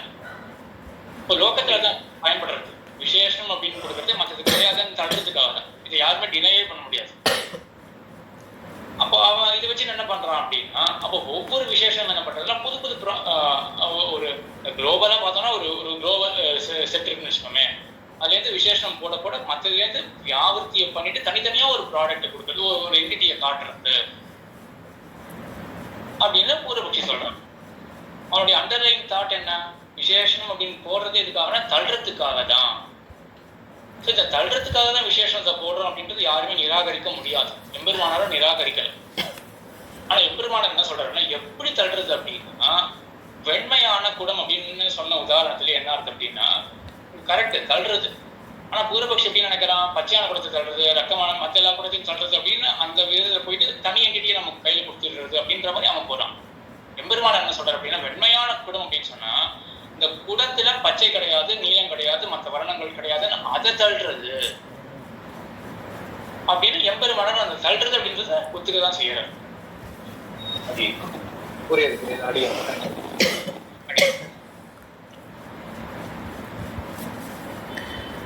சுவாமி அடியன் ஃபர்ஸ்ட் கொஸ்டின் மட்டும் கொஞ்சம் ரிப்பீட் பண்ண முடியுமா? நாங்கள் லேட்டாக ஜாயின் பண்ணோம். அடியா why is it important to uniquely identify Brahman? எதுக்காக பிரம்மத்தை நம்ம அடையாளப்படுத்தணும், தனித்து ஏன் தெரிஞ்சுக்கணும் பிரம்மம் என்ன அப்படின்றத நீங்களே சொல்லுங்க.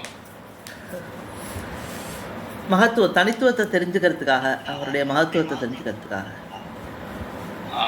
அல்ல. எனக்கு ரெண்டு பேரும் அடிப்பதா சொல்ல மாட்டீங்க, ரெண்டு பேரும் சேர்ந்து சொல்லுங்க. தனித்திய பிரம்மத்தை சொல்றோம்.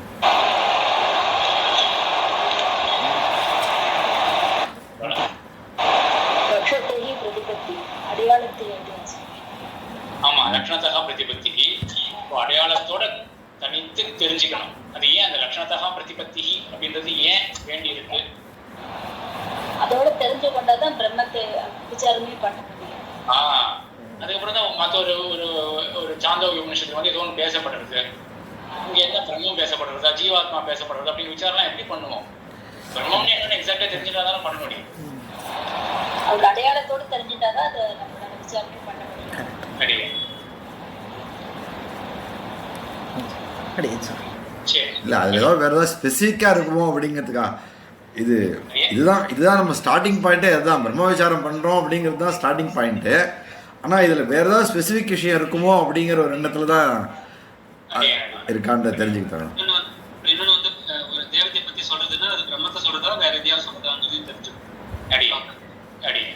ஆமாம், சுத்தப்பிரகாசிக்கையில காட்டுறது, ஆச்சாரியால் காட்டுறது இதுதான். இந்த ஒரு ஆஸ்பெக்டை காட்டுறார். ரகுராம சுவாமி சொன்னது. பிரம்மம் பிரம்மம் அப்படின்னு ஒரு பெருசா ஒண்ணு இருக்கு அப்படின்னு தெரிஞ்சுக்கிறோம். அது என்னது, இந்திரனா, சந்திரனா, அக்னியா, குபேரனா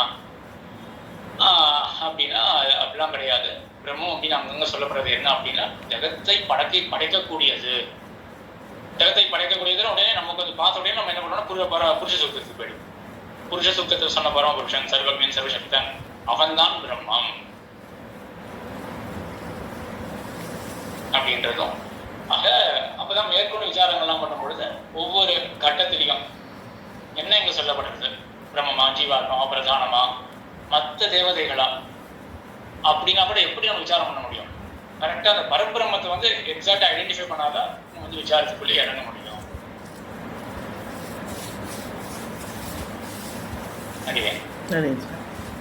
சரி, இப்போ ஒரு மேற்கொண்டு இருக்கிற 10 நிமிஷத்துல யாருக்காவது ஜிக்ஞாசாதிகரணத்துல ஏதாவது சந்தேகங்கள் ஏதாவது இருக்குதுன்னா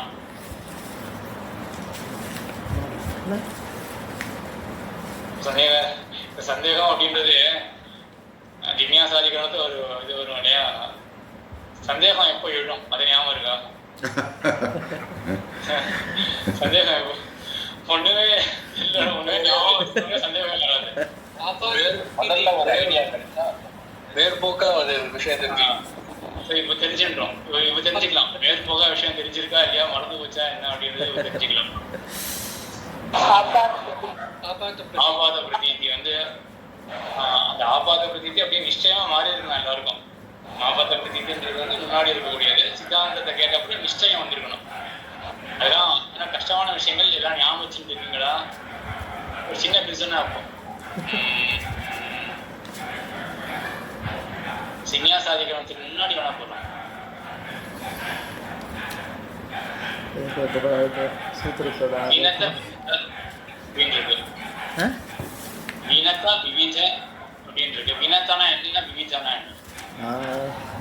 வினத்த அப்படின்னா நிறைய பக்தி, வணக்கம், எல்லா விதமான வணக்கங்கள், பலவிதமான வணக்கங்கள். சுவாமி வினத்த அப்படிங்கிறது சுவாமி அடியன் வினத்த அப்படிங்கிறது 32 வித்தியை காட்டுறது. விவித்த அப்படிங்கிறது பலவிதமான பக்தர்களை காட்டுறது, வணங்குபவர்களை. வணக்கத்தினுடைய பன்மை, வணங்குபவர்களுடைய பன்மை.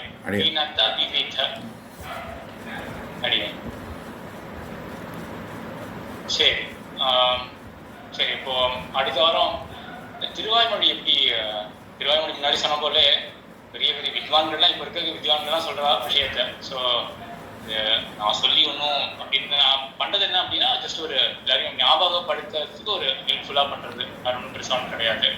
நம்ம அந்த மாதிரி சேர்ந்து டிஸ்கஸ் பண்ணுவோம் திருவாய்மொழியை. நானே கூட கற்றுன்னு தான் இருக்கேன். ஸ்ரீபாஷன்னா அவங்க அனைவருக்கும் அநேகமாக ஒரு புதுசான விஷயமா இருக்கும். ஜிக்ஞாசாதிகரணம் என்ன அப்படின்றதுலாம் தெரிஞ்சிருக்காது. ஜென்மாதிகரணம் என்ன அப்படின்றதுலாம் ஒரு அடிப்படையாக கூட தெரிஞ்சிருக்காது என்ன அப்படின்றது. திருவாய்மொழி அப்படி கிடையாது. உங்களை போல தான் நானும் கற்றுட்டு இருக்கேன். மற்ற உபன்யாச கால இடத்துலையும் மற்ற ஆச்சார வித்வான இடத்துலையும் நானும் தான் கற்றுட்டு இருக்கேன். என்ன பண்ணலாம் அப்படின்னா சேர்ந்து பதிலோர் டெஸ்ட் வைக்காம நீங்கள் ப்ரிப்பேர் பண்ணியிருக்கீங்களா தெரியல. நம்பிள்ளை வந்து 6ஆம் பத்துல ஈஸியாகிடும். 5ஆம் பத்துல என்ன சாதிக்கிறார் நம்பிள்ளை? 5ஆம் பத்தினுடைய சாரமாக என்ன சாதிக்கிறார்? உன்னிலாவி ஐவரா, அடியே உன்னிலாவி ஐவரால் அது 7. ஓ ஆமா, 7 ஆரணத்தின் பாதமே சோனாவத்தம் போயிருக்காரு. அடியே அதாவது பலவரும் ஸ்வீகாரத்தை சாதிக்கிறார். அடியே இதுதான் சுவாமி வேணும். இந்த மாதிரி வந்து ஒரு 10 கேட்டா இதுதான் விஷயம் அங்க இருக்கு அப்படின்னு. பிரபத்தின்னு துவயத்துல வந்து அதோட அடியே ஆமா. ஏன்னா பூர்வ வாக்கியத்தினுடைய அர்த்தம் தான் வந்து முதல்ல சாதிக்கிறார். சரி, பூர்வ வாக்கியத்தினுடைய அர்த்தத்தை ஏன் முதல்ல சாதிக்கிறார் ஆழ்வார்? எத்தனை வாக்கியத்தினுடைய அர்த்தத்தை ஏன் முதல்ல சாதிக்கிறார்? பூர்வ வாக்கியத்தினுடைய அர்த்தத்தை அப்புறம் சாதிக்கிறார். அது வந்து உபதேச அனுஷ்டான வேளையில சரணாகதி முதல்ல வரும். அப்புறம் சரி, அப்போ நம்ம அடுத்த வாரம் ஒன்று பண்ணுவோம். இன்னைக்கு வந்து நாயனாரோட இது பார்த்து முடிச்சாச்சு. இன்னைக்கு எழுந்தா கேட்டுருப்பீங்களா அப்படின்னு தெரியல. இல்லை சார், கேட்டுருப்பீங்கன்னா கேட்டுக்க மாட்டீங்க இல்லையா? ஸ்ரீனிவாசன் சாமி ஏதாவது கேட்டுருந்தா இன்னும் கேட்கல சுவாமி, இன்னும் கேட்கணும் சுவாமி. சரி சரி சரி, அப்போ ஒன்று பண்ணுவோம். அடுத்த வாரம் வந்து அதுக்குள்ளேயும் வேதாந்தாச்சாரியர் என்ன சாதிக்கிறார் அப்படின்றதையும் பார்த்துடுவோம். போட்டுருது. அநேகமாக அங்கங்கே ஒற்றுமை இருக்குது, சில இடத்துல சின்ன சின்ன வேறுபாடுகள்லாம் இருக்குது. அந்த விதத்தை நாம் எல்லாரும் கூடி அடுத்த வாரம் ஞாயிற்றுக்கிழமை திருவாய்மொழியை பற்றி அனுபவிக்கணும். அது எனக்கு ஒரே சந்தேகம் சுவாமி, 18,000 படின்னு ஏதாவது ஒரு வியாக்கியானம் இருக்கு சுவாமி திருவாய்மொழிக்கு? 18,000 படி, 18,000 படின்னு இந்த டாக்டர் சுப்புரெட்டியார் வைணவமும் தமிழும்னு ஒரு புத்தகத்துல இந்த 5 வியாக்கியானங்கள் தவிர அது ஒரு வியாக்கியானம் இருக்கிறதா எழுதியிருக்க. யார் சாதிச்சது? அது வந்து பரகால ஒரு அது வந்து வடக்க சம்பிரதாயத்துல வந்து அதை இன்க்ளூட் பண்ணிருக்காரு அதுல. இருக்கலாம் அந்த மாதிரி ஒரு, அதாவது ரங்கராமானுஜ முனிவர் அப்படின்னு தசோபனிஷத் பாஷ்யக்காரர். ஆமா, அந்த சுவாமி வந்து இருக்கு. இன்னொன்னு சொல்லுவாரு, அந்த ஆச்சாரியர் பேர் மறந்து போயிட்டு அவனும் சொல்லுவா இந்த மாதிரி பண்ணியிருக்கா அப்படின்னு. இது 18,000 படியா? 18,000 படி அப்படின்னு சொல்றேன். அது என்ன ஒரு எந்த சுவாமிங்கிற பேர் மறந்து போயிட்டேன். பெரிய பரகால சுவாமி. சரி, அவர் வந்து அந்த 6,000 படி உரைக்கு ஒரு உரை வாங்கியிருக்காரா, அதுக்கு வந்து 18,000 படின்னு பேர் இருக்கு அப்படின்னு சொல்றாரு. அடியே எனக்கு புது விஷயமா இருந்தது, கேள்விப்பட்ட மாதிரி. எனக்கு பொதுவா அந்த 5 வியாக்கியானங்கள் தான் நம்ம இந்த கோஷமே எனக்கு கிடைச்சிருக்கு. முதல் பத்தினுடைய கோஷம் சத்யாகாலம் அப்படின்ற இடம், அங்கதான் வேதாந்தாச்சாரியர் வந்து பரமபதிச்ச இடம் சத்யாகாலம் அப்படின்னு. அந்த இடத்துல வந்து ஒரு சதஸ் வச்சிருந்தார். ஒரு 4-5 வருஷத்துக்கு முன்னாடி பரகால மடத்துலாம் சதஸ் வச்சிருந்தாங்க. அங்க போகும்போது கொடுத்தா இந்த புஸ்தகத்தை. இந்த மாதிரி பரகால மடத்தினுடைய வெளியீடு, அதுக்கு வந்து இந்த 6,000 படியினுடைய வியாக்கியானமா தான் கொடுத்தான். பூர்ணமா கிடைக்கிறதாக இருக்கணும்னு தோன்றது. அப்படின்னா எனக்கு கொடுத்தது முதல் பத்து மட்டும் கொடுத்தா.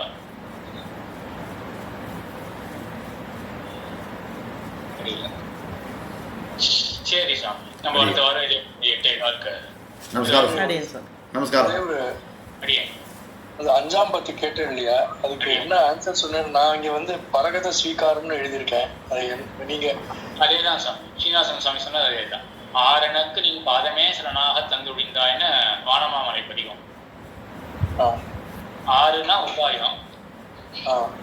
எனக்கு 6 தருமிடத்தில், எனக்கு உபாயம் தருமிடத்தில் என்ன பண்ண அப்படின்னா, உன்னுடைய பாதத்தையே சரணாக கொடுத்தாய், உன்னுடைய திருவடிகளே எனக்கு உபாயமாக கொடுத்தாய், அப்படி நீயே தான் கொடுத்த எனக்கு அப்படின்னு அந்த பரகத ஸ்வீகாரமானது 5ஆம் பத்துக்கு விஷயம். அடியே சரி, அடியே அடுத்த வாரம் அடியேன் சுவாமி. அடியேன் ராமானுதாஸ். ஸ்ரீமதி ராமானுஜன்.